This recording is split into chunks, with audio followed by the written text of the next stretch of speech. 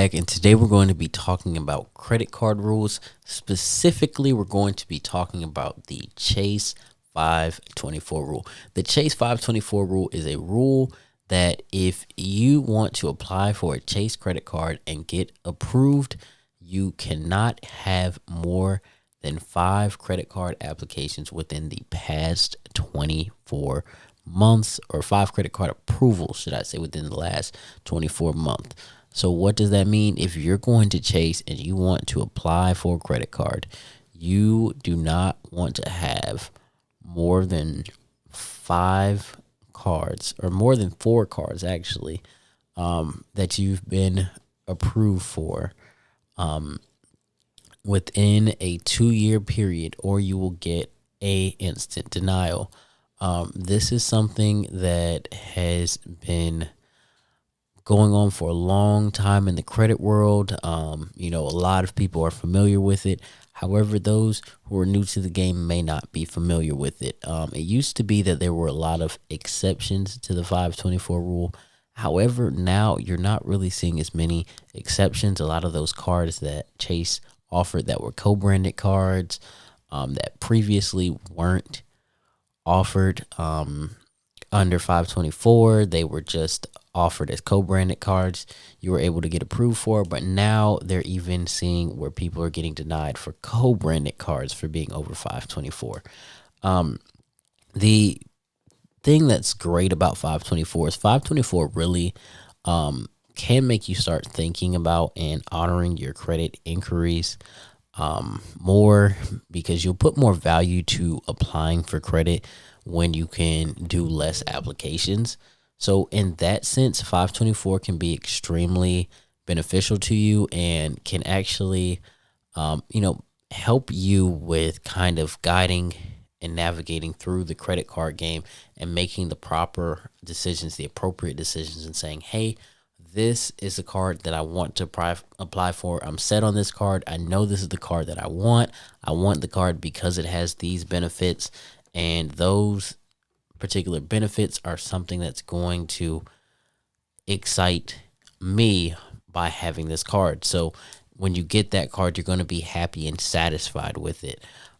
Whereas if you're just going on credit sprees and applying for a bunch of credit, applying, and getting approved here and there, you won't really get a feel for your credit cards and which cards you like or which cards you really want, because you'll have so many different cards out there. So yes, you want to diversify, but you don't want to diversify so much that you can't maintain your cards, or you don't know what cards you have, or you don't know how much you owe on your accounts, or things of that nature. You want to have your portfolio, your credit portfolio, diversified within certain ecosystems and build relationships within those ecosystems. Now, Chase, is it worth it to wait for 524? This is very much dependent on what you consider waiting for 524, as well as dependent on how well of a relationship you have with Chase, how well of a relationship you want with Chase, and what is your end game for credit cards.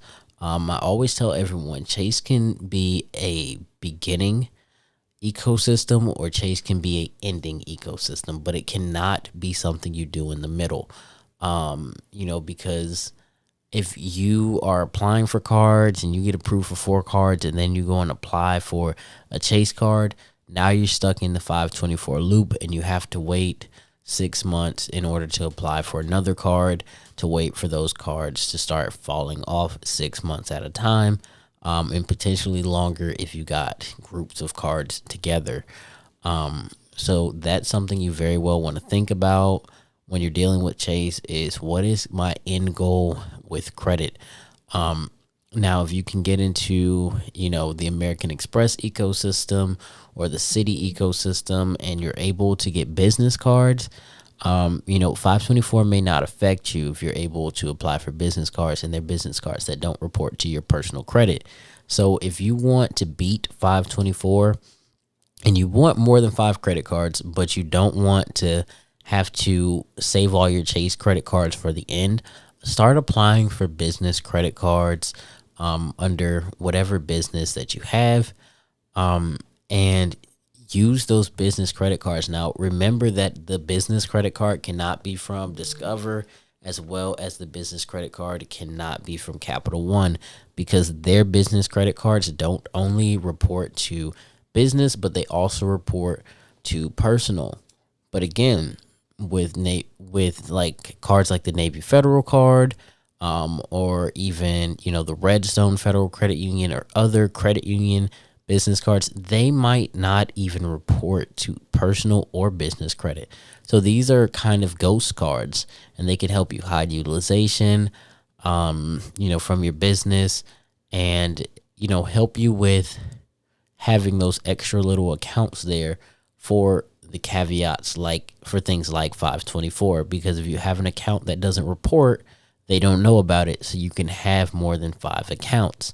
Another trick is to go into, the ink cards. If you get some of the ink cards, they're business cards, even though you're in the Chase ecosystem, 524 is not going to apply because they are business cards. You can also stagger out your applications, like I said, 6 months apiece, put 6 months between every application, and that way you'll pretty much always stay under 524.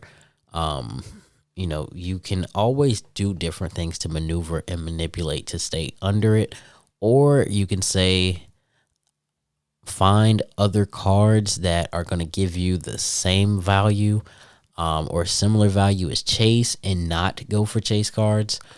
Or you can just wait till you're done applying for all of your other cards that you want before Chase, and you can use those Chase cards and sign up bonuses towards the end of your credit journey. And that's beneficial for a lot of people, especially where you're trying to hit those Chase sign up bonuses, and you may need to spend more money, or it may take you more time to build your credit profile up to get approved for Chase cards, whereas you can already be in other ecosystems.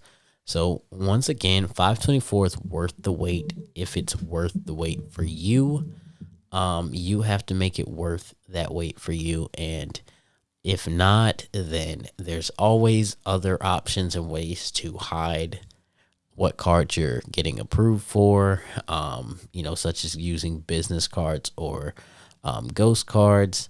And always remember that the best cards and the best options are going to be whatever options work for you, your budget, and your finances. So with that being said, thank you all for watching, and we'll see you in the next video.